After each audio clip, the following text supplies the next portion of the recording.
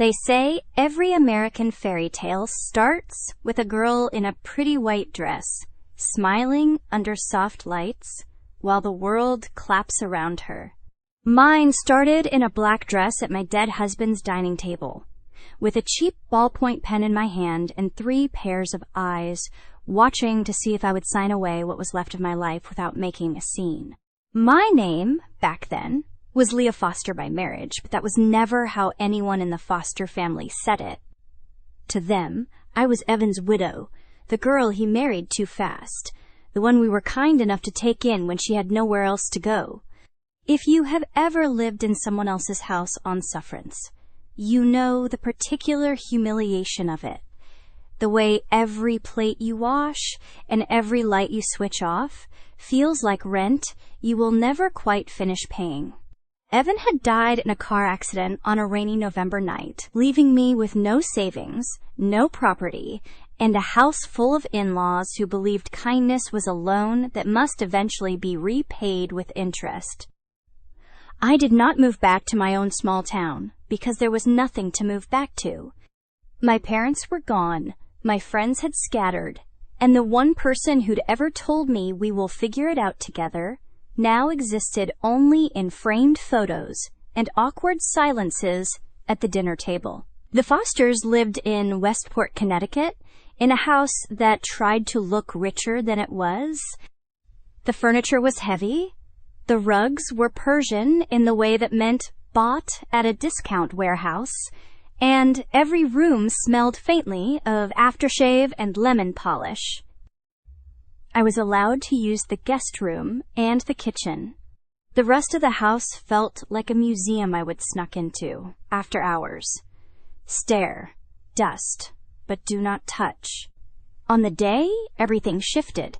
I was in the kitchen up to my wrists in dishwater because the dishwasher used too much power and made too much noise for Granddad's heart. Over the murmur of the running tap, I heard them in the dining room. Edward, my father-in-law, voice clipped and annoyed. Margaret, my mother-in-law, tired and strained. And Vanessa, my sister-in-law, sounding like an expensive knife polished, pretty, and designed to cut. Mom, I am not going to some stinking fish place in Texas, Vanessa said, each word dripping disgust. I am not marrying a fish vendor. Do you know what that smell will do to my hair? I have a chance. With Nathan Lambert. The Lamberts, Mom. Do you understand what that means? We have discussed this, Edward said. The arrangement with the Anderson family was made when your grandfather was still alive, enough to negotiate. Our position with the bank depends on it. You cannot just decide, of course I can, she cut in. We are talking about my life. Nathan's father has real estate from Miami to L.A. His uncle is in tech. His family has an inn at Avalon. You want me to trade that to live on a fish farm in the middle of nowhere? Are you insane? Avalon? The Avalon Trade Council. I would heard that name whispered for months. Always with reverence. Always just out of reach. A private network of old money, new money, and the people who wanted to sit at their tables. The Fosters had never been invited. That did not stop them from dreaming. Cole Anderson is not just a fish vendor, Margaret said, trying to keep her voice even. He owns distribution, trucking, processing. This marriage is security, Vanessa. Stability. He sells fish, Vanessa said flatly, and I am not doing it. I can't. I won't. There was a pause, the kind that makes the air feel heavy. We have another option, Edward said finally. My skin prickled. I kept scrubbing a plate that was already clean. Leah, he called, his voice edged with that false warmth people use when they want you to think you are being included. Come here for a moment. I dried my hands on a thin dish towel and walked into the dining room. They were already positioned like a panel. Edward at the head, Margaret at his right. Vanessa lounged sideways in her chair, her phone screen dark for once. There was an empty chair across from her. I sat. "You know about the engagement with the Anderson family," Edward began. "About Vanessa's arrangement with Mr. Cole Anderson of Texas." I nodded. Of course, I knew. For months, everything had been the engagement, this, and the Texas man that, usually followed by Vanessa complaining about humidity, mosquitoes, and the concept of working for a living. "There has been a change," Edward continued. "Vanessa has other prospects. Better prospects," Vanessa cut in, with a pointed look at her father. "More aligned with where we should be as a family. The Lamberts." Margaret started. "The Lamberts are our future," Vanessa snapped. "Nathan's father practically promised that once we are married, he will help us get into Avalon. Do you have any idea what that could do for us?" For a moment, the room filled with the ghost of that dream, the Foster name on embossed invitations, the house renovated instead of mortgaged, Edward shaking hands with men whose shoes cost more than my monthly salary used to. Then Edward cleared his throat. "The Anderson contract," he said, "cannot simply be canceled. They are important partners. They have already invested heavily in our pending distribution deal. If we back out entirely, we lose more than their money. We lose their goodwill." So Vanessa demanded, "Find another way to make them happy." He slid a stack of papers across the table toward me. "We did," he said. "Cole Anderson needs a bride. You are unattached." There it was. No preamble, no euphemism. Just the clean, blunt decision. I was an unused piece, and they would found a more profitable way to play me. "I am your daughter-in-law," I said softly. "I was your son's wife." "Was," Edward said. "Evan has been gone for over a year, Leah. You are still young. You need stability. We are giving you that." Giving, as if they were handing me a gift, not moving me across their chessboard. Vanessa leaned forward, resting her chin on her hand, eyes gleaming. "Look, Leah," she said in that sugary tone she used with waiters she did not plan to tip. "You have been living here, rent-free. Mom and Dad covered the bills, the probate mess, everything. You do not work. You do not have any real prospects. This is a good solution for everyone. You go live on a farm, have a few little fish children, and I get to secure our family's future with Nathan. Win-win." Margaret flinched. "Vanessa." "What?" she said, not looking at her mother. "It is not like I am lying." She turned back to me. "It is not personal, Leah. It is just, you were never going to thrive in our circles. This way, you will at least be comfortable. The Andersons are not poor, you know. They just lack polish." She said our circles like there was a velvet rope around her entire life and I would shown up without a ticket. Edward tapped the papers. "We have already spoken to the Anderson family," he said. "They were surprisingly flexible. They agreed to the substitution, provided you are willing. The legal team assured me everything is above board. The ceremony will be private. There is a travel allowance. You will have a home. You will be taken care of." There it was. Again, taken care of. The phrase that always meant owned. "And if I say no," I asked. His eyes cooled. "After everything we have done for you," he said, You would really force my hand like that. Where exactly would you go, Leah? You have no income, no assets, no family. We can't keep supporting you indefinitely out of sentiment. Vanessa's lips curled. Do not be ungrateful, she murmured. Evan would want you to be provided for. He would want you to help the family. When someone says Evan would want, they usually mean we want. I looked at Margaret. She could not quite meet my eyes. You are sure this is what you want? I asked her, even though I already knew the answer did not matter. I do not want to lose you, she whispered. But I do not know how to stop this. We are in too deep, Leah. The banks, the loans, the deals. Your grandfather-in-law signed things before he got sick. Edward is trying to hold everything together. That was the thing about people like the Fosters. They were always trying to hold together a life that had never truly been theirs.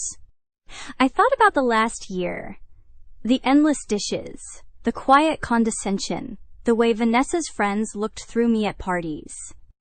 Then I thought about the alternative, a stranger in Texas, a fish farm, miles of unknown land, and a name I would never heard except in hurried conversations. Anderson, always said with just enough of a curl in the lip to imply less than. What would you have done in my place? Would you have flipped the table, screamed, threatened to expose them, tried to find a lawyer who worked on contingency? Or would you have looked at the walls of a house that had never really been safe and recognized that, for once, the open door, even to the middle of nowhere, meant freedom as much as exile? I picked up the pen. My signature looked small beside all the other names carved into my fate. I did not cry. I did not argue. I signed, and somewhere deep inside the part of me that was not exhausted or numb took notes. You might think that was the moment I broke. It was not. It was the moment I started watching, with the intent to remember everything. For later, Vanessa insisted on getting back to real life and went out with friends that night to clink glasses about freedom and new beginnings. Margaret went to check on Granddad. Edward made phone calls.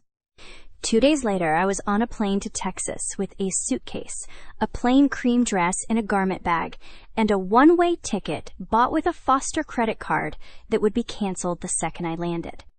The flight was long and quiet. When the plane started descending, I pressed my forehead to the window and watched the ground change. Connecticut's manicured suburban patchwork gave way to long stretches of open land. Roads cutting through fields like veins. It was less polished, less prettily arranged, but there was a kind of honesty in it.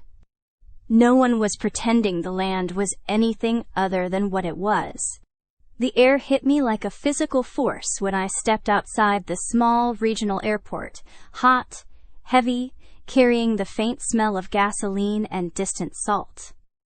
A black pickup truck waited at the curb. A man leaned against it, looking at his phone. When he looked up, I almost forgot how to breathe.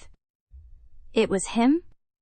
A few months earlier, in a Westport grocery store parking lot, I would watched a woman throw herself dramatically onto the hood of a rental sedan, clutching her leg and screaming about pain and lawsuits. Her boyfriend shouted about reckless drivers and millions in damages. The driver had been a man in a gray t-shirt and worn jeans, standing there with one hand on the car door, blinking like someone who'd just walked into the wrong play. Everyone else did exactly what they always do. They watched, filmed, and waited to see if the scene would get dramatic enough to share. I would stare at the security camera above us, then at the store manager hovering near the entrance, and heard myself say, "There are cameras right there. We can pull footage. It will show exactly what happened. The screaming woman had frozen. Her boyfriend's eyes narrowed. "You sure you want to get involved, sweetheart?" he would ask. "Positive," I would said. "I love the truth. It is so resistant to negotiation." The store manager perked up. The woman's performance deflated. They left before the footage could be checked. The man in the gray t-shirt had looked at me like I would conjured something. "You did not have to do that," he would said. "I know," I would replied. "That is the point." He would smiled, slow and genuine. His rental car had Texas plates. Now, months later, he walked toward me across the hot pavement. The same steadiness in his stride, but dressed in a dark button-down and clean jeans, as if someone had told him this moment mattered. "Leah," he said, and that smile flickered back into existence. "Cole," I answered before I could stop myself. Edward, who had flown with me to oversee the transition, stared. "You two know each other?" he demanded. "We met in a parking lot in Connecticut," Cole said easily, extending a hand to the older man. "She saved me from a very expensive performance art piece." "Mr. Foster, I presume. Thank you for making the trip." Edward shook his hand, trying to recover his footing. Of course. We are family, after all." That word did not sit right in his mouth. Cole opened the truck door for me. "Welcome to Texas," he said. "I would say it is prettier than it looks from up there, but I like getting points for honesty." I climbed in, the heat of the leather seat seeping through my dress. We drove. The airport dropped away quickly, replaced by long stretches of highway, then narrower roads lined with fences and scattered trees. So I said after a while, watching the land roll past, "Do you always agree to bride swaps? Or is this a new business strategy?" He glanced at me, one corner of his mouth tipping up. "You can still say no," he replied. "We have not walked into a courthouse yet. If you want to go back, I can put you on a plane. No hard feelings. I will deal with your in-laws myself." "You would just let me walk?" I asked, genuinely curious. "I am not in the habit of keeping unwilling people on my land," he said. "Or in my life?" I thought of the look on Edward's face when he would slid those papers across the table. The quiet threat under the words, "What would that do to your deal?" I asked. "Losing Vanessa, deals can be restructured," he said. "People can't." I studied his profile. "Why did you agree to the switch?" I asked. "You could have just called it off." He was quiet for a moment, watching the road. "Your father-in-law thought he was very clever," he said. "He assumed I was desperate enough to marry into his family, that I would not care which daughter I got, as long as the last name matched the contract. He underestimated me. So before I agreed to anything, I asked some questions.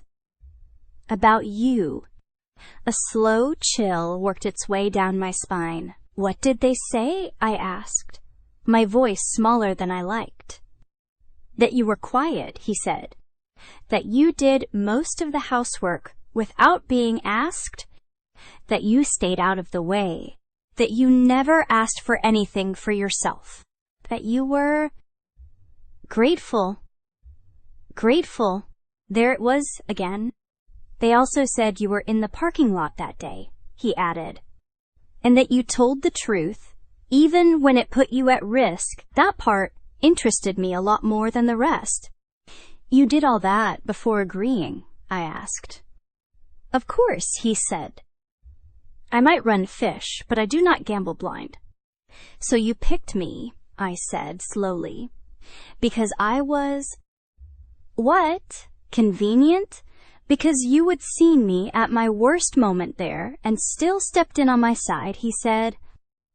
Because everyone who talked about you did it like you were a piece of furniture that had somehow learned how to move on its own. Overlooked people see the most. You can build a lot with someone who sees. Have you ever heard someone describe you in a way that made you feel both exposed and, strangely, understood? Not praised, not flattered, but accurately mapped. If that has happened to you, did it scare you more than being ignored? Or did it feel like someone had just turned on a light in a room you thought you would have to navigate in the dark forever? The road curved, and the view opened. The Anderson place was not a farm, the way the Fosters had said it. It was not a shabby little pond with a shack on the side. It was an operation. Ponds stretched out in careful rows, their surfaces rippling under the wind. Low metal buildings housed processing lines. Refrigerated trucks with the Anderson Aquatics logo lined up like an army at the edge of a shipping yard. And on a slight rise beyond it all sat a long, white house with a wide porch, big windows, and a feeling I could not name yet. Not wealth, not ostentatious grandeur. Something closer to rootedness. This is a lot of fish, I murmured. It is a start, Cole said. He parked near the house. Before I could overthink it, the front door opened, and a swarm of people spilled out. A woman in her 60s with silver-streaked hair twisted up at the back of her head, 2 men in work shirts, 3 kids licking popsicles, and a couple of women in dresses, all talking at once. The older woman stepped forward. "You must be Leah," she said, and before I could answer, she pulled me into a hug that smelled like soap and oranges. "I am Diane. I am Cole's mother. We are so glad you are here." I stiffened out of habit, then slowly relaxed. When was the last time anyone had hugged me like that, without an audience? Without pretense? At the Fosters' house, hugs were for funerals and photo ops. "Thank you for having me," I said, and was startled by how small my voice sounded. "We are the lucky ones," she said firmly. "You came all this way to take a chance on my son. The least we can do is feed you well." She looped her arm through mine. "Come in. The boys are finishing up a batch in the smoker, and I made too much of everything like always. You can freshen up in the guest room first, if you like." "I will grab the bags," Cole said. "Do not let her disappear out a side door, Mom." "Relax," Diane said, rolling her eyes. "We are not that scary." In the guest room, a simple blue dress lay on the bed, crisp and new, with the tags cut off. There were fresh towels in the bathroom, a small vase of wildflowers on the nightstand, and a note card with my name, written in clear, looping script. I changed out of my travel clothes and into the dress. Then caught my reflection. Same face, same eyes, same grief tucked into the corners of my mouth, but the background was different. No heavy wallpaper, no portraits glaring down from generations of money that did not quite exist. Just white walls and sunlight and the soft hum of people moving around a house that actually felt like it was being lived in. I touched the glass of the picture frame on the nightstand, a photo of a much younger Cole, maybe 8 years old, holding up a fish almost as big as his torso, grinning with all his teeth. "We're not done," I told my reflection quietly. "Not by a long shot. If you were me, standing in a stranger's guest room in a state you would never visited before, wearing a borrowed dress and a future you did not choose, what part of yourself would you hold on to first? your anger, your hope, the part of you that still believed you deserved more than what you had been given. Dinner that night was the opposite of every foster meal I would ever sat through. At the Fosters' table, silence was a currency. You paid with it, and were rewarded with the occasional chilly compliment. Here, everyone talked. They talked over each other, under each other, around mouthfuls of food.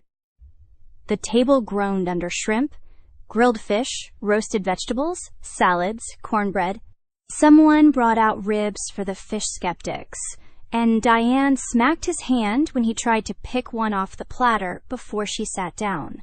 People asked me questions and actually listened when I answered. Where was I from originally? What did I used to do before I married? Did I have any food allergies? Which part of the ranch had I seen first? Leah used to be a designer, Cole said, when one of the accountants asked me about my work history. Interiors. Fancy people with too much white furniture, right? Exactly, I said. Clients who paid me a lot of money to make their homes look like no one actually lived there. Well, Diane said, raising her glass toward me, if you get bored of all this mud and noise, you can help us figure out what to do with those empty offices by the South Ponds. They look like a tax write-off mated with a dentist's waiting room. Laughter rolled around the table. After the main course, when my belly was full of more good food than I had seen in months, Cole stood up and cleared his throat. I know this is not exactly traditional, he said, glancing at me. But I did not want Leah to feel like she walked in here with nothing. This is not a transaction to me. At least, not anymore. He slipped a small velvet box from his pocket and opened it. Inside, nestled in black, lay a thick gold chain and a compass-shaped pendant, simple and heavy. The metal caught the light in a way that made it look deeper than it was, like it had history. It is a welcome, he said to me. And a promise? I thought maybe you could use something to remind you that where you are going is your choice. Now, not theirs. My throat tightened. Cole, before you start overthinking it, he added, a little smile tugging at his mouth. Yes, it is real. And yes, if you ever decide you hate my guts, you can pawn it and buy a plane ticket out of here. I won't chase you. A ripple of chuckles moved through the room, but his eyes stayed on mine, serious behind the humor. I want you here because you want to be here, Leah, he said quietly. Not because you are trapped. Diane clasped her hands to her chest. Will you let me put it on you? She asked. I nodded. The chain was cool against my skin, the pendant settling just below my collarbone like it had always been meant to sit there. Perfect, Diane said. Now you look like you belong. The Fosters had sent me to Texas, assuming they were shipping me off to a life of mud and smell and grateful obscurity. Instead, I found myself wearing a piece of gold around my neck that I would later learn was worth more than the car they would use to drive me to the airport. That night, lying awake in the guest room, listening to the distant hum of the processing plant and the chirp of insects, I realized something. The Fosters had not just underestimated the Andersons. They would underestimated me. They thought they would rid themselves of a burden. In reality, they had handed me front-row access to a life built on something they would never truly possessed. Real power, quietly held. If someone had told you, right there on that first night, you will become the instrument of their downfall, and it will be their own choices that sharpen you, would you have believed them? Or would you have rolled over, pulled the thin blanket over your head, and tried not to hope for too much? Weeks passed. Our wedding was small, quiet, held in the backyard under a string of lights. Diane insisted on hanging herself. There were no elaborate decorations, no orchestra, no rank, conscious seating chart. Some of the ranch workers came, wearing their cleanest shirts. The local pastor officiated. I wore the same blue dress and the compass necklace. When he said, "You may kiss the bride," Cole looked at me as if I was a question he was willing to spend years learning the answer to, not a problem to be solved. The kiss was simple, steady, no fireworks, no swelling violins, just the warm, solid press of someone who was not performing for the cameras. It was the first time in a very long time I believed I could be safe in someone's arms without owing them more than I could afford to pay. Life at the ranch settled into a rhythm. I woke early and walked the property, learning the layout. Ponds, pumps, feed storage, offices. Cole taught me how to read the water. Most people look at what is on the surface, he said one dawn, standing beside the largest pond. Color, ripples, reflection, but the real story is under that. The currents, the oxygen, the tiny shifts that tell you when something's off. You realize you sound exactly like a therapist, I said. Great, he replied. Maybe I missed my calling. Tell me about your childhood while we check the filters. We laughed, and somewhere in that laughter, something softer began to grow. Not the dramatic, world-shifting love movie trailers promise, but a slow, stubborn affection that wrapped itself around the practical details of our lives. He gave me more and more access to their records, their contracts, their long-term plans. My background in design morphed into work on branding, investor presentations, optimizing office layouts. I learned the names of employees, their kids, their worries. People started coming to me with questions. Mrs. Anderson, one of the drivers said, then corrected himself when I winced. Leah. Do you think we will really extend routes to Oklahoma next year if the numbers keep looking like this? I said, tapping the sheet he had brought. I do not see why not, but do not quote me on that to Cole, unless you want him to put me on the budget calls permanently. At night, sometimes, when the work was done and the dishes were stacked to dry, Cole and I talked about the Fosters. Do you hate them? He asked me once as we sat on the porch swing, the sky above us an ink spill punched with stars. I thought about the question. I hate who they chose to be, I said slowly, but mostly, I hate that I let them convince me for so long that I owed them my silence. You did what you had to do to survive, he said. There is no shame in that. There is if you never move past it, I replied. And that was the thing gnawing at me. For survival had been my only strategy for so long that I was not sure what to do with myself. Now that I was not constantly bracing for the next blow. That was when the invitation arrived.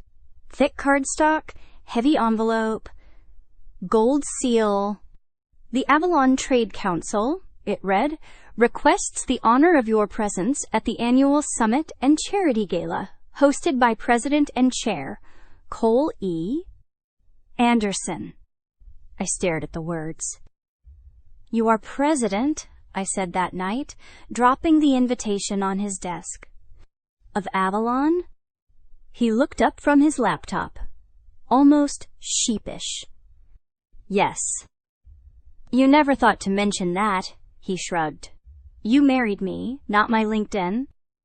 You let me sit at the Fosters' table, listening to them treat you like some swampy favor they were doing for the sake of their distribution deal. And you never once said, by the way, I run the council. They have been worshiping from afar for a decade. Would it have changed anything? He asked. Yes, I said.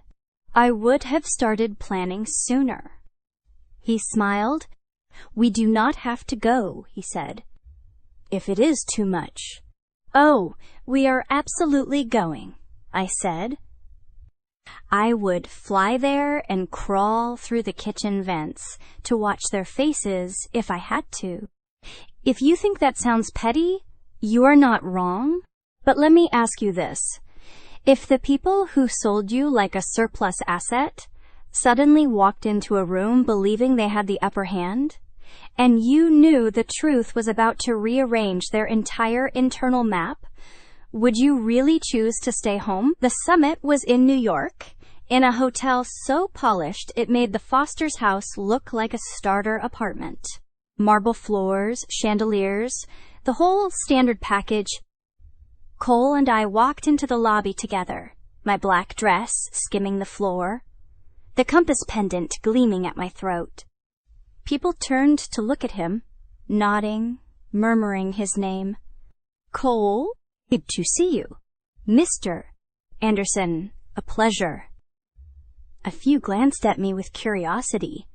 The way people at these events always glance at the woman on a powerful man's arm, assessing, measuring, deciding if I was decoration, collateral, or something more dangerous. I saw them before they saw us. Vanessa and Nathan stood near the main bar, a small crowd orbiting around them. She wore a silver dress that clung to every carefully maintained curve. He wore a navy suit, the kind tailored to look casual and cost a fortune. They were laughing, Vanessa's hand resting lightly on his chest as she glanced up at him like he would hung the moon. Then her gaze swept the lobby and stalled. Her face drained of color and then flooded back too fast. Leah, she said, almost choking on my name. Nathan turned, eyebrows raised. You know her. That is my sister-in-law, she said tightly. Widow. From back home. Not a name, not an identity, just a label. Vanessa, I said as we approached. You look consistent. Her eyes flicked to Cole, then back to me. What are you doing here? She asked. This is Avalon, Leah. It is not some local charity dinner. I go where my husband goes, I said smoothly. And he seems to be very welcome here. Nathan looked at Cole with polite interest. Nathan Lambert, he said, offering a hand. Our families have had some conversations. I think I keep up with the minutes, Cole said, shaking his hand. Cole Anderson. Nathan's eyes narrowed just a fraction, as if the name tickled a memory he could not quite reach. Vanessa forced a laugh. Oh, please, she said, voice dripping sugar and venom. You have to understand, Nathan. Leah got creative after Evan died. She married the fish vendor I was supposed to marry. Mom and Dad did not want to kick her out on the street, so they found a solution. Everyone wins, right, fish vendor? Nathan said, one eyebrow raised. He runs some kind of fish farm, she said, with a dismissive wave. In Texas. It is very rustic. Her eyes slanted toward my neck and froze. That necklace, she said. Where did you get it? The conversation around us shifted. People sensed a scene coming. It was a gift, I said. From my husband. No. I mean, where? She insisted. That is from the Thorn collection, the limited run. Nathan's father has been trying to get one for months, and could not. They were sold out before they even hit the usual channels. There are only 10 in existence. Nathan, is not that the same design? Nathan leaned in slightly, eyes narrowing on the pendant. It is very similar, he said slowly. Same hinge, same engraving along the edge. Thorn does not license that style. Either it is one of the 10, or it is a fake. Vanessa's lips sharpened into a smile. Well, it can't be one of the 10, she said brightly. There is no way Leah could afford it, and no way little fish boy could either. So the only question is where they got such a convincing imitation. Or maybe, she added, her voice rising just enough to carry, we should check whether any of the original 10 have gone missing from a private collection recently. A nearby staff member shifted nervously. Madam, we have strict security procedures for exactly, she said. And as a future member of Avalon, I feel a responsibility to point out potential issues. We can't have people waltzing in here with pieces that might be stolen, can we? She looked at me, triumph gleaming. She thought she would found the perfect angle. Attack my right to be in that space, cloak it in concern for standards, wrap her malice in the language of responsibility. Unless you can prove otherwise, Leah, she said, I think it is fair to ask questions. Have you ever been accused of something so brazenly unfair that for a second it almost convinces you you are in the wrong? Just because of the confidence behind it.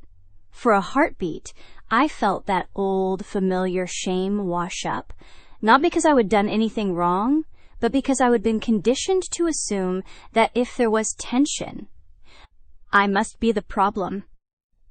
Then Cole slid his hand from the small of my back to my shoulder and squeezed just once. It was enough.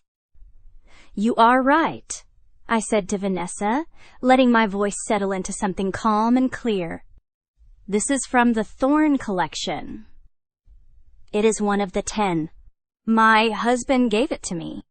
And if you are genuinely concerned about theft, then it should be very easy to clear that up. Should not it? How? She demanded. By asking the designer, I said, and turned to Cole. If he feels like talking. He sighed, exaggerated, like a man reluctantly stepping up to a microphone he had been avoiding. Good evening, he said, his voice carrying without effort. For those who do not know me, my name is Cole Elias Anderson. I own Anderson Aquatics, Anderson Logistics, and a few other boring ventures that send you invoices you do not read carefully enough. I also happen to be the current president and chair of the Avalon Trade Council. There was a ripple through the crowd, recognition, surprise, a few quiet curses from people who realized they would been underdressed with their attitudes. Vanessa stared. You are president, she whispered. Of Avalon? Yes, he said mildly. I find it is easier to get things done from the top. You never said, she began, then caught herself, realizing how absurd that sounded. And, he continued, before the rumors get creative, I should probably clarify something about this necklace. Thorn's limited collection was, indeed, only 10 pieces. The reason my wife has one is because I designed it. Under a different name? A hush fell. You see, he said, almost conversationally now, before my grandfather died, he told me something that stuck. Never let them know exactly how many rooms you own in the building they are renting from. So when I started investing outside the fish business, I did not put everything under one label. I own Anderson Aquatics. I also own the majority of Thorn Capital, and the Thorn Jewelry brand is one of our quieter acquisitions. You might have heard of the owner, Evan Thorn. The name sliced through the air. I watched recognition dawn across faces. Evan. Thorn, Nathan said slowly. You mean... I mean me, Cole said. Evan is my middle name. Thorn is my mother's maiden name. We built the brand under that identity so I could have one life in boardrooms and another one in boots and mud, without everyone constantly tying them together. He shrugged. People treat you differently when they think you are just a fish guy. All, sometimes, that is useful. He looked at Vanessa. So no, my wife did not steal her necklace. She did not fake it, and she did not beg anyone for it. I designed it, paid for it, and put it on her myself. He turned to one of the Avalon staff. I trust that satisfies any security concerns. The staff member practically bowed. Of course, Mr. Anderson. We apologize for the misunderstanding. There was no misunderstanding, I said quietly. There was a very deliberate accusation from someone who knew me well enough to assume I did not belong here. I looked at Vanessa. You did not question because you cared about Avalon standards. You questioned because the idea that I could ever have something you could not disgusted you. Her eyes filled with tears. That is not you. Sold me, I said, softly, but loudly enough for those closest to hear. You stood in your parents' dining room and agreed I should take your place in a marriage you did not want. You watched me sign a contract you were supposed to sign. You told me I should be grateful, because otherwise I would have nowhere to go. And now, because the man you discarded turned out to be more than you expected, you are trying to drag me back into the box you built. We took you in, she hissed, anger overtaking embarrassment. We fed you. We gave you a roof. And you repay us by humiliating us in front of everyone. You ruined Dad's reputation. You killed Granddad with this stress. You killed Granddad, someone whispered in the crowd, scandal blooming. Vanessa flinched. I never. We will discuss the foster family status in private, said one of the older council members, clearly uncomfortable. Surely, this is not the place. Actually, this is exactly the place, Cole said. Avalon pretends to care about character. If we only enforce our standards behind closed doors, they are not standards. They are preferences. He glanced at his vice chair and got a small nod. Effective immediately, the Foster family of Westport, Connecticut, and the Lambert family of New York are removed from consideration for membership and from any informal partnership arrangements with Avalon and its member companies, he said. Their pattern of behavior, both in business and in personal dealings, not least. Tonight's little attempt to smear my wife as a thief makes them liabilities we can no longer politely ignore. Murmurs broke out. Some sounded sympathetic, some gleeful at seeing competition knock down a rung, some purely shocked. You can't do that, Nathan exploded. You just torpedoed months of negotiations. Your father has been trading on the rumor of Avalon blessing deals he was never officially part of, Cole said calmly. He has also been cutting corners on safety and hiding assets offshore in ways that might interest certain agencies. I have seen the reports. Enough people here have, too. Consider this your gentle warning. Gentle? Vanessa choked. You call this gentle? You accused my wife of being a criminal because you could not stand the idea that she might have risen without your permission, he replied. If I was not being gentle, we would be calling security right now and having you escorted out. He turned away from them then and looked toward the back of the room. On a brighter note, he said, since we suddenly have some room at the table, I would like to extend an invitation to a different family. He nodded toward a couple standing near the wall, slightly overdressed and clearly out of their depth. The Lees, he said, Marco and Elena. They run a small trucking company in Louisiana. They pulled our loads through floods last year without raising their rates a cent, even when it hit them hard.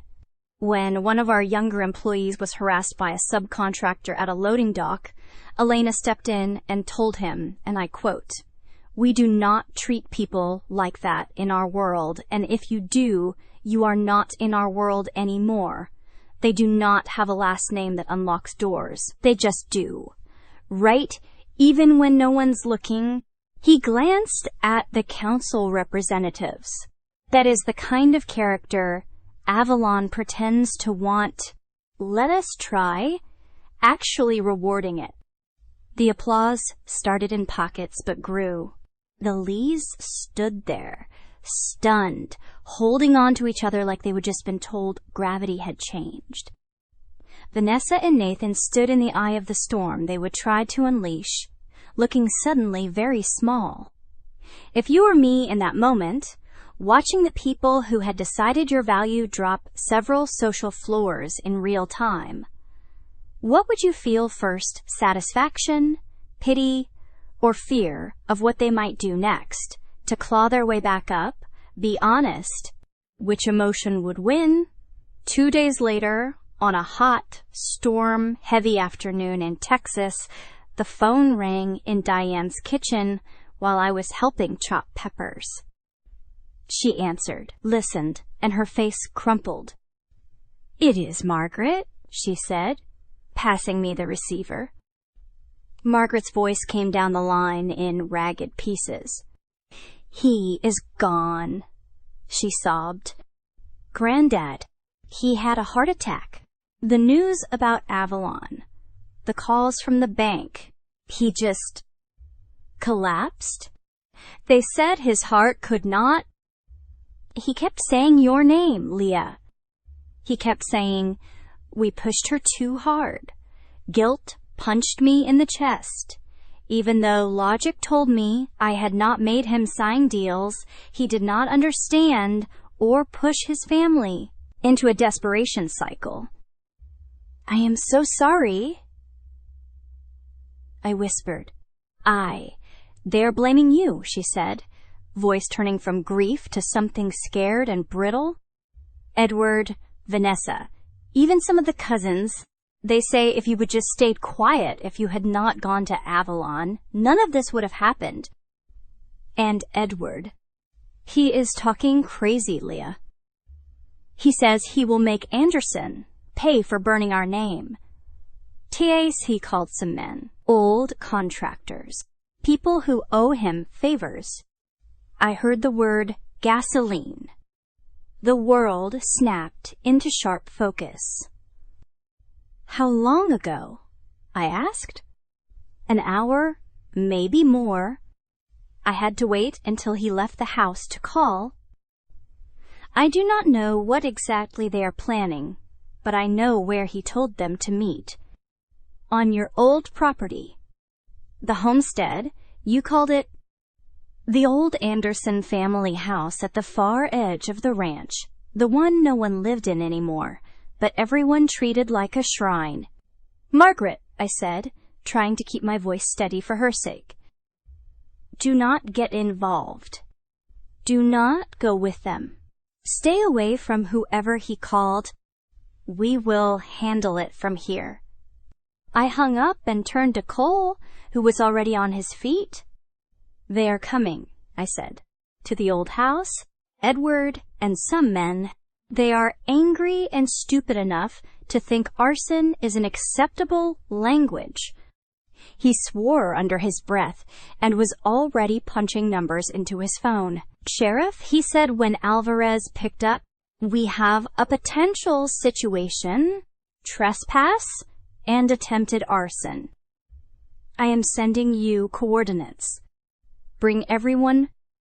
In less than 10 minutes, we were in the truck, gravel spitting under the tires as we sped toward the old homestead. The sky hung low and gray, a storm building at the edges like the world was holding its breath. "You stay in the truck," Cole said as the roof of the old house came into view. "No," I said. "You are not walking into this alone. You are not bulletproof, Leah." "Neither are you," I shot back. "And this started with me as much as you. I am not sitting this out because it is dangerous. That is how I ended up stuck in their house in the first place."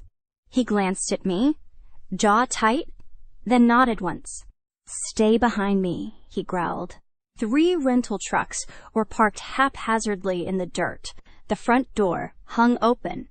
The smell hit us before we even reached the porch, gasoline and cheap beer. Inside, in the dim light, I saw them. Nathan Lambert stood near the cold fireplace, a half-empty bottle in one hand, a lighter in the other, flame twitching under his thumb. Edward hovered nearby, gray-faced but driven by some brittle fury. 3 other men I did not recognize were splashing gasoline on the old wooden floors, muttering nervously. Vanessa sat on the sofa, face blotchy, mascara smeared, watching the scene with wide, unfocused eyes. "Stop," Cole said, his voice cracking through the space like a whip. "Right now." "Put the cans down." One of the men jerked, spilling fuel on his boots. "Shit," he muttered. "I told you this was a bad idea." Nathan turned slowly, taking in Cole, then me. His lip curled. "Oh, look," he said. "Royalty from the Fish Kingdom." He lifted the lighter, the tiny flame painting twisted shadows on the walls. "You really thought you could humiliate me at Avalon and walk away clean. You humiliated yourself," I said.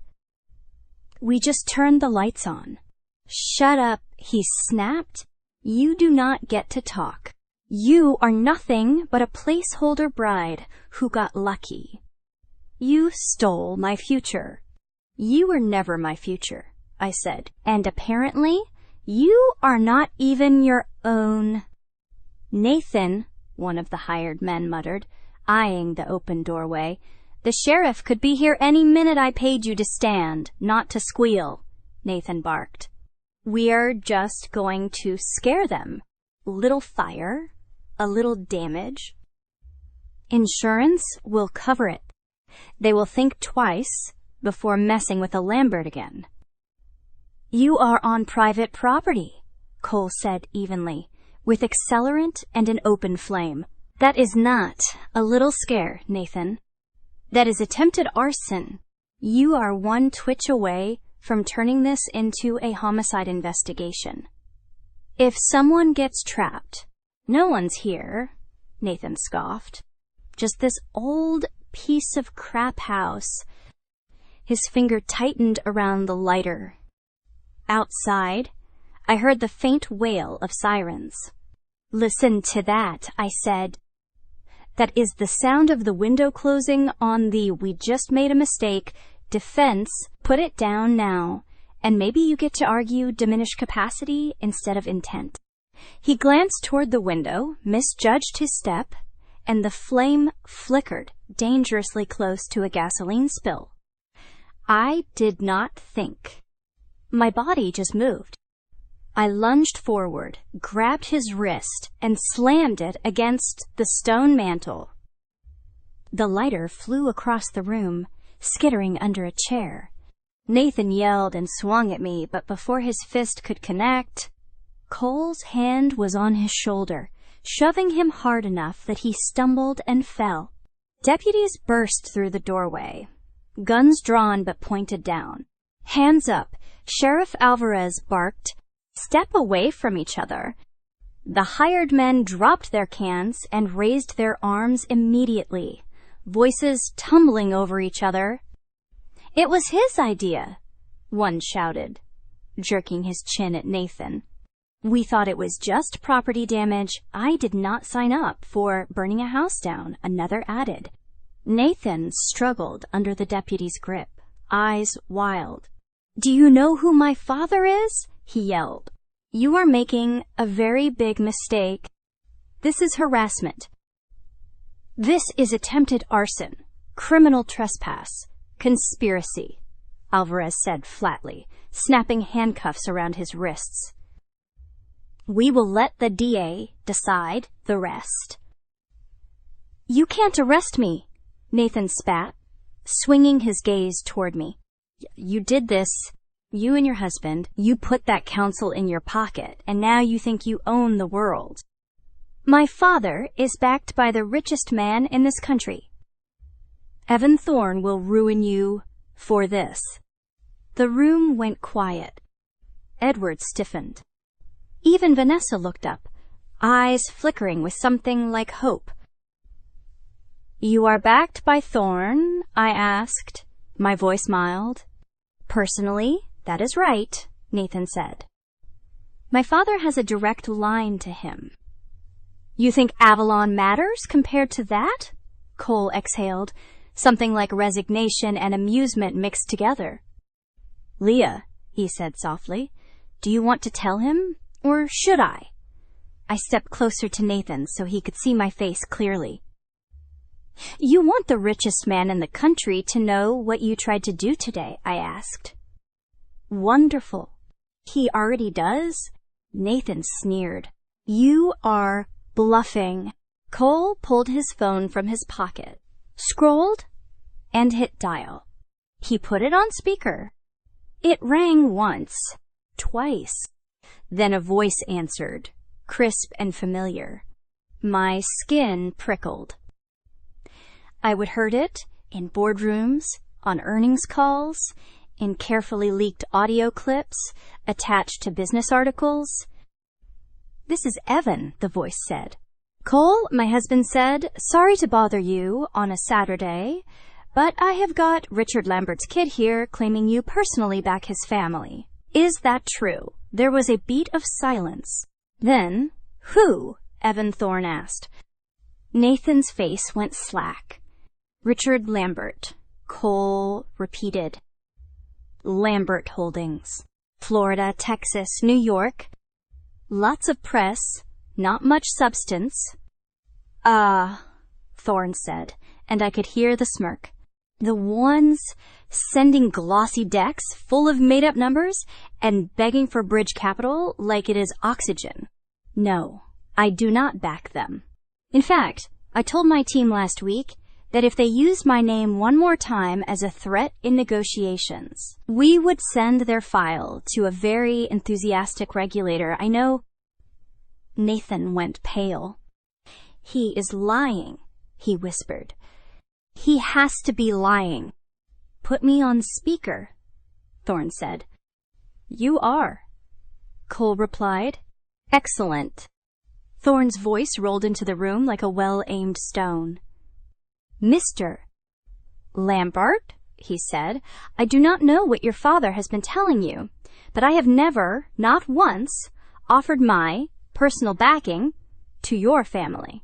I do not appreciate my name being used as a bludgeon in local pissing contests.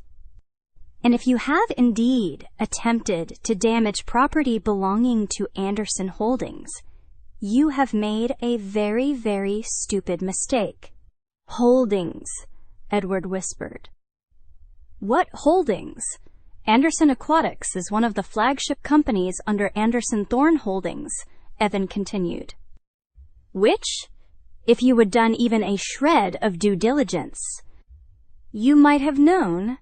You picked the wrong fish farm to play with, son." "You work for him," Nathan muttered to Cole. "You are his, what, regional partner? You think that makes you," Cole smiled, "small and sharp?" "Evan," he said into the phone. "Do you want to clear that up gladly?" Thorne replied. "Nathan, allow me to formally introduce your father's worst nightmare, Cole Elias Anderson, my equal partner, my co-founder, my other name on the documents. When people say Thorn, half of what they mean is Anderson. We built this together. So when you threaten him, you threaten me. The last piece slid into place in Nathan's eyes. You are Thorn, he whispered to Cole. You are him. The boring half, Cole said. He is better at speeches. I am better at staying out of the spotlight, Evan countered. Which is why we let the world think of me as the face, while Cole walks around in boots and mud and listens to what people are actually saying. It is amazing what you learn when people think you are just a fish guy. Hella, he sighed. Sheriff, I assume you are present. I am, Alvarez said tightly. Body cams rolling. Fantastic, Thorn said. Please proceed, however the law requires. If Lambert Sr. tries to interfere, tell him I will personally attend any hearing where he attempts to invoke my name, and I will bring every document my team has on his creative bookkeeping. Cole, we will take it from here, my husband said. Enjoy your weekend. You too, Thorn replied, and hung up. The room was very, very quiet. Edward's shoulders sagged. Vanessa stared at Cole like she would never seen him before, as if his face had rearranged into something entirely new and terrifying. You could have been me, she whispered, the horror in her voice less about the attempted arson and more about the missed opportunity. I could have been Mrs. Thorn, Mrs. Anderson. Whatever. You would have been miserable, I said, because you never wanted a man. You wanted a pedestal, and he does not do those. You stole my life, she said. No, I replied. I escaped the one you tried to trap me in and built my own. The life you thought you were too good for turned out to be more than you could have handled.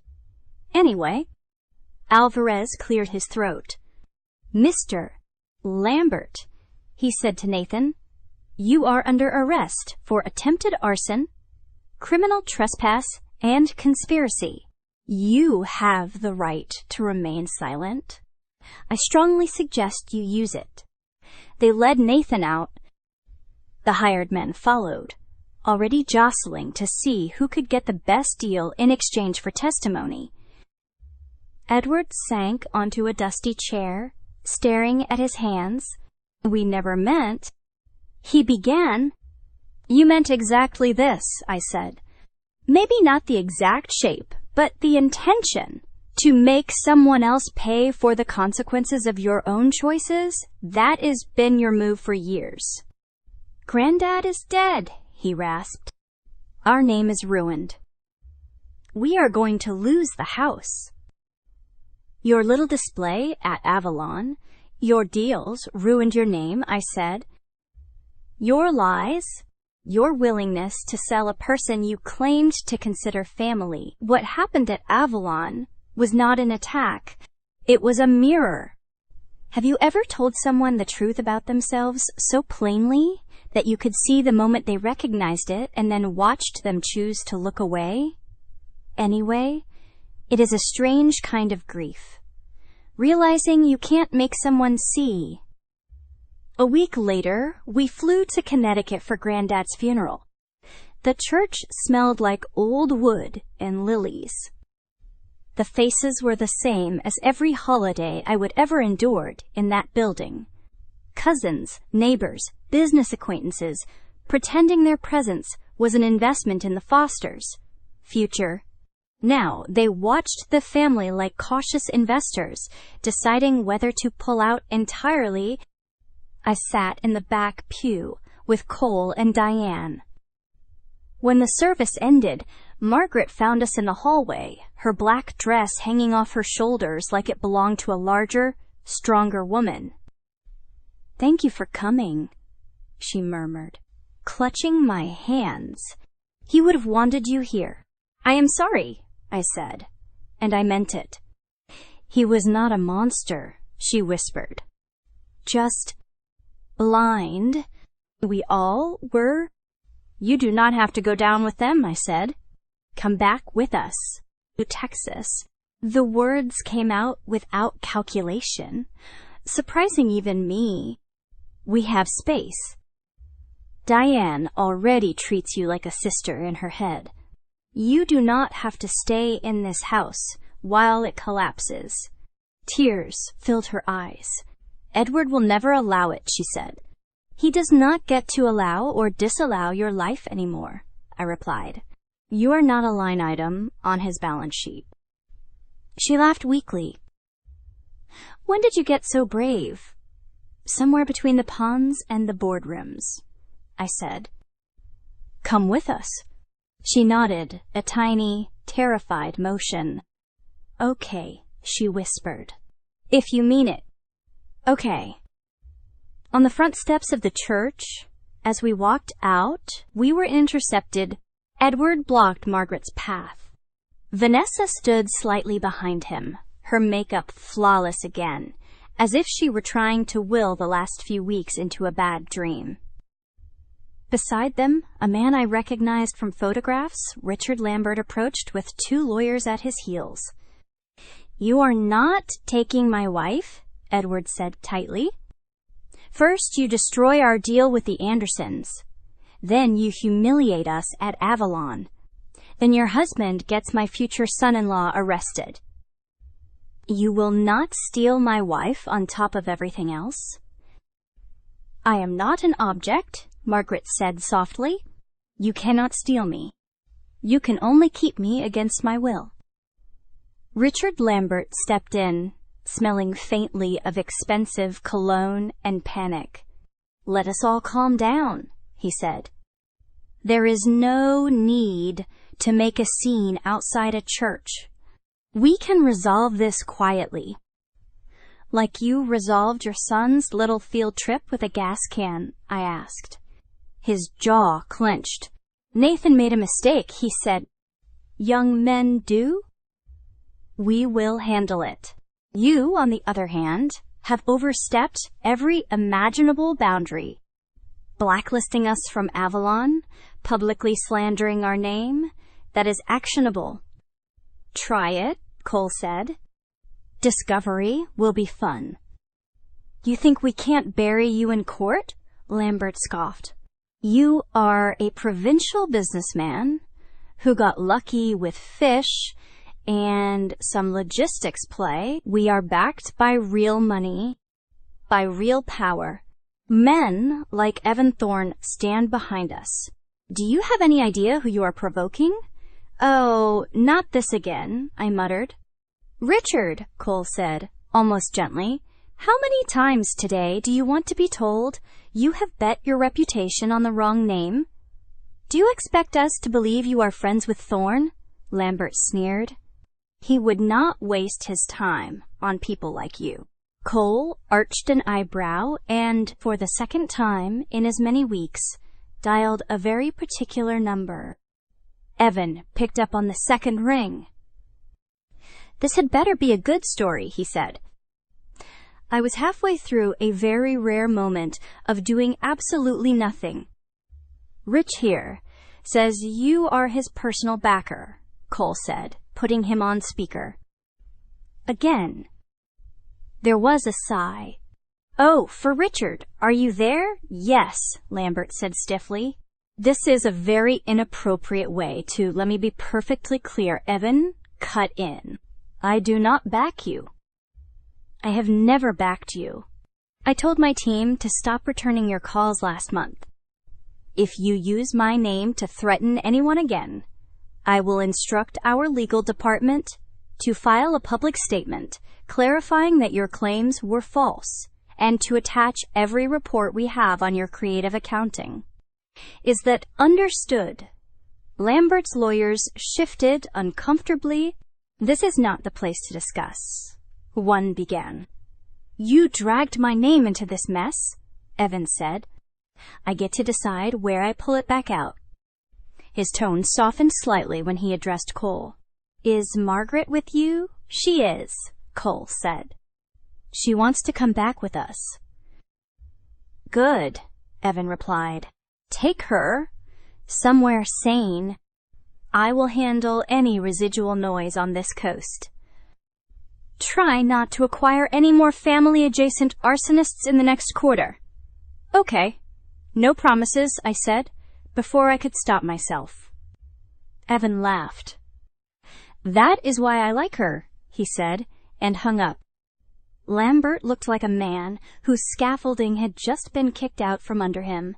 Vanessa was shaking, but not with fear, with rage. You are going to leave us with nothing, she said to me. You already ruined our deal? Granddad's dead. The house is going to go. Nathan's going to prison. Now you are stealing, Mom. What more do you want, Leah? My blood? I want you to stop acting like I loaded the gun. You have been pointing at yourselves for years, I said. This is not my storm. It is just finally raining where it always should have. Have some compassion, she snapped. Some mercy. You think you are so righteous because you married well the second time? No, I said. I think I am lucky. But righteousness has nothing to do with who I married. It has to do with what I refuse to ignore. Now that I actually have a choice. I won't ask my husband to drop charges against a man who tried to burn down our history, just so you do not have to be embarrassed in front of people who would sell you out the second your stock price drops. Vanessa's eyes filled with tears. I hate you, she whispered. You were supposed to be nothing. You were supposed to be grateful. For what? I asked quietly. For a room in a house where my existence was a ledger entry, for a life built on the assumption that I would never want more than survival. I looked at her and saw not just the girl who'd sat in judgment over me, but the woman whose entire identity depended on being at the center of someone else's story. You can rebuild, I said, surprising myself with the gentleness in my tone. Not the way you imagine, not with the people you think you need, but you can get a job that does not come with champagne receptions. You can learn what you are worth when you are not the prettiest person in the room. You can be kind to someone who can't advance your social position. It will feel like dying at first. Then it will feel like breathing. You sound like you think you are better than me, she said. No, I replied. I think I started out in a different kind of hole. And I think I spent a long time digging. You still have your shovel pointed in the wrong direction. She laughed once, harsh. You are enjoying this, she accused. I thought about that. Part of me is, I admitted, the part that remembers. Every time you called me a guest in my own marriage, every time you rolled your eyes when I offered to help. Every time you treated my grief like a debt I was not repaying fast enough. But a bigger part of me is just tired. Revenge feels good in the moment. Responsibility lasts longer. That night, Margaret got on a plane with us. She cried as the Fosters' house receded through the airplane window, not just for what she was leaving, but for the life she would build on denial. In Texas, Diane hugged her like a long-lost sister and handed her an apron. You look like a woman who knows how to cook for more than 4 people, she said. We are short-staffed at the community kitchen on Thursdays. Within months, the two of them had turned an underfunded food pantry into a bustling community hub, feeding laid-off workers, kids, and anyone who needed a hot meal and a listening ear. They argued about recipes and laughed about the differences between New England casseroles and Texas comfort food. Sometimes I watched them from the doorway. These two women, who had both been wives and mothers and background figures in someone else's empire, now building something of their own, small but real. As for the others, Nathan took a plea. The evidence was too strong, the risk of trial too high. He went to prison, not for life, but long enough to taste consequences that could not be bought off with a donation and a phone call. Lambert Holdings shrank. There were settlements, asset sales, carefully worded press releases. They rebranded, of course. Men like that always do. The Fosters filed for bankruptcy. The house in Westport sold to a couple with 2 toddlers and a golden retriever.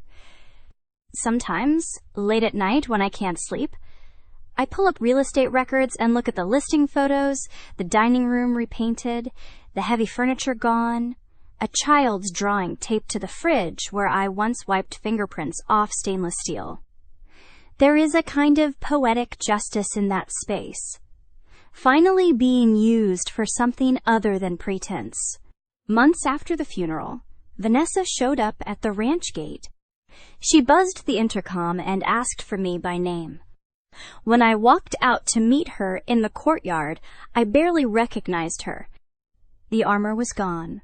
No glittering dress, no designer bag, just jeans, sneakers, a simple shirt. Her hair was pulled back, her face bare. She looked like a person, not an advertisement. "You look different," I said. "Is that an insult?" she asked. "It is an observation." She let out a brittle laugh. "I guess I am different," she said. Dad's hiding in what is left of the office, pretending bankruptcy is a temporary embarrassment. Nathan does not answer my letters. My friends stopped calling when the champagne ran out. People whisper. When I walk into a grocery store now, I went from up and coming to, poor thing, in one fiscal quarter. That must be an adjustment, I said. "You have no idea," she replied, then caught herself, realizing that was not true. "Actually, you probably do. You have been on this side of the glass." She hesitated, then stepped closer. "I came to ask you for something," she said. "Not money. I know better than that. I came to ask for mercy." The word hung in the air between us. "Mercy," I repeated. "I want you to talk to your husband," she said. "To ask him to lean on the DA, to go easy on Nathan, to not push for the maximum, to, I do not know, sign a statement saying you are willing to forgive, that you do not want to see him ruined." She glanced away, swallowing. If he gets out sooner, if he does not end up with a record that follows him everywhere, maybe my life won't be... She trailed off. "Won't be what?" I asked softly. "Defined by this," she said. "By being the girl who hitched herself to the wrong boy and watched him light a match." "You think what defines you is his sentence length?" I asked. "What defines you is what you do next, not what he did last." Tears filled her eyes. "You have already won, Leah," she said. "You have the house, the money, the love story. You got out. You won. Can't you afford to be generous?" That word again, generous. "If this were just about me," I said, "maybe. If all he would done was insult me at a party or spread rumors. But he tried to burn down a piece of this family's history. He endangered workers, law enforcement, anyone who might have been inside that house. If I ask Cole to go soft because it would make us look magnanimous, what message does that send to every other person who has been hurt by men like Nathan, That you are better than them, she said. No, I replied. That we think their pain is negotiable. That the consequences for rich boys who throw tantrums should always be lower than the consequences for everyone else, because their families can hire lawyers and cry about futures. She looked at me, really looked, and for a second I saw the girl she might have been if someone had taught her she was worth more than her reflection. Do you think I am beyond saving? She asked. Honestly, I think you are exactly where your choices brought you, I said. And I think you have two options. Spend the rest of your life resenting that you did not end up in the kind of rooms you thought you deserved, or start building a life in the rooms you actually can afford, to stand in ones where no one cares about your last name, only your work. You make it sound so easy, she said. It is not easy at all, I replied. It is humiliating and slow and full of days where you want to crawl back into the old world, even if it kills you. But it is the only way I know that leads somewhere, that does not feel like a performance. She wiped her cheeks, straightened her shoulders, and nodded. I do not know how to do any of that, she admitted. I do not know how to be someone without a spotlight. Then maybe that is your homework, I said. Figure out who you are when no one's looking. She laughed weakly. Do you ever stop sounding like you are narrating some expensive limited series? Not if I can help it, I said. I did not claw my way to good dialogue just to waste it. We stood there for a moment. So you won't ask him, she said quietly. To go easy? No, I said. I won't. She flinched, then nodded, like she had expected that answer all along. Okay, she said. I guess that is fair. She turned to go, then stopped. If you ever get tired of all this, she said, gesturing vaguely at the land, the house, the life, you know where to find. Actually, no, you do not. We will probably be in a rental by then, if we are lucky. Vanessa, I said. She looked back. You can call, I said. Simply, not for money, for advice, or just to say you had a day where you did not feel like you were drowning. I will answer. I won't rescue you, but I will cheer. Her throat worked. Why? She asked. Because hating you forever sounds exhausting, I said. And because if you ever do the work, really do it, the world will be a slightly less brutal place. I am selfish enough to want that. She blinked at me through fresh tears, then nodded, turned, and walked out of the gate. I watched until the dust from her car settled back onto the road. So that is the story, or most of it. A widow traded like a chip. A man everyone called the fish guy, who turned out to be the backbone of an empire. A family that mistook proximity for entitlement. And a slow, relentless reckoning where every unspoken debt came due. If you have stayed with me this long, here's what I really want to know. Where in your life have you been told to be grateful for something that hurt you? Grateful for a job that underpaid you because at least you have work? Grateful for a relationship that starved you of affection because at least you are not alone. Grateful for a family that kept you housed while constantly reminding you that you owed them every breath. What would happen if you stopped calling that gratitude and started calling it what it really is? Fear? Obligation? Survival? Would you burn bridges? Would you build new ones? Or would you do what I did agree to, a deal that looks, from the outside, like another act of surrender, then quietly, patiently, Use every bit of power it accidentally hands you to rewrite the story. Some nights, when the house is quiet and the only sound is the hum of the fridge and the distant rush of water through the pipes that feed the ponds, I sit on the porch swing with Cole. He smells like a strange mix of boardrooms and brine cologne and diesel and salt. The compass pendant rests against my skin, warm now, a part of me.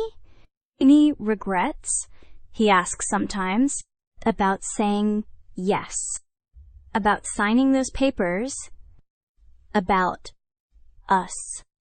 I think about the girl in the black dress at the dining table in Westport, pen trembling over thin legal paper. I think about the woman standing in a hotel ballroom, watching her former judges realize she would outrun their expectations. I think about my mother-in-law laughing with Diane in our kitchen, about the kids of our workers playing under the shade of trees planted decades before they were born. I regret not waking up sooner, I say, not seeing sooner that I was allowed to want more than survival. But I do not regret walking onto that plane. And I do not regret walking onto this porch. He kisses my temple. Good, he murmurs. Because I am not giving the compass back, even if you decide to run. If I run, I say, it will be toward something, not away. That is the whole point now. He smiles against my hair. And I think about you, whoever you are, wherever you are sitting while you read or listen to this. Maybe you are in a small apartment, or in a car, or at a job, where your worth is measured in ways that do not match what you know about yourself. Maybe you are in a house that does not feel like yours, surrounded by people who think you should always be grateful you are there. So let me ask you one last thing. The way I wish someone had asked me, years before I signed those papers. If you stopped trying to be grateful for a life that keeps you small, what direction would your compass point? And when will you be brave enough to follow it, even if the first ticket out looks to everyone else like a one-way trip to nowhere?